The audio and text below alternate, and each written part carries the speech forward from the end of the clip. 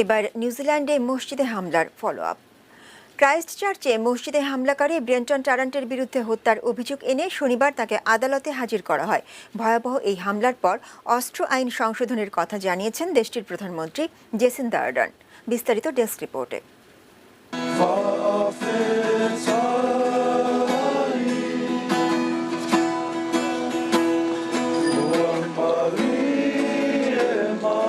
আল্লুর মসজিদে নৃশংস হত্যাকাণ্ডের সরজমিন তদন্তে যখন ব্যস্ত নিউজিল্যান্ডের ফরেন্সিক বিভাগ, পুলিশি ঘেরাটোপের বাইরে তখন প্রিয়জন হারানো মানুষের ঢল, চোখে জল আর হাতে ফুল নিয়ে সন্ত্রাসী হামলায় নিহতদের জন্য প্রার্থনা।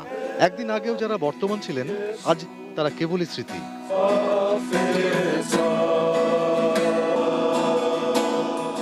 নিউজিল্যান্ডের মসজিদে সন্ত্রাসী হামলায় ৪৯ জনের মর্মান্তিক প্রাণহানির পর অস্ত্র আইন শিগগিরই পরিবর্তন করার কথা ঘোষণা দিয়েছেন দেশটির প্রধানমন্ত্রী জেসিন্দা আর্ডার্ন। এ ঘটনায় যথাযথ বিচার করা হবে বলেও আশ্বস্ত করেছেন তিনি। One of the issues we're facing is that the guns that were used in this case appear to have been modified. হত্যাকারী ব্রেন্টন টারেন্টের বিরুদ্ধে হত্যার অভিযোগ এনে শনিবার আদালতে হাজির করা হলে তার রিমান্ড মঞ্জুর করে আগামী ৫ এপ্রিল আবারও হাজির করার নির্দেশ দেন আদালত। ২৮ বছরের ওই উগ্র মুসলিম বিরোধী খুনির বিরুদ্ধে আরও অভিযোগ আনা হতে পারে বলে জানিয়েছেন বিচারক। হামলাকারী টারেন্টের সঙ্গে আটক হওয়া আরও দুজনকে পুলিশি হেফাজতে রাখা হয়েছে। এই ঘটনাকে ধৈর্যের সঙ্গে মোকাবেলা করার আহ্বান জানিয়েছেন অস্ট্রেলিয়ার প্রধানমন্ত্রী স্কট মরিসন। অস্ট্রেলিয়া কোনো সন্ত্রাসীকে আশ্রয় প্রশ্রয় দেবে না বলে আবারও উল্লেখ করেন তিনি।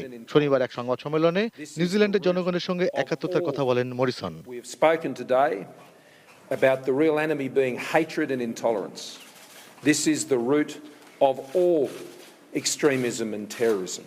হামলাকারী ২০১৮ সাল থেকে নিউজিল্যান্ডের একটি রাইফেল ক্লাবের সদস্য। তার বিরুদ্ধে কোনো অপরাধের রেকর্ড ছিল না বলে জানিয়েছেন ক্লাবের ভাইস প্রেসিডেন্ট স্কট উইলিয়ামস।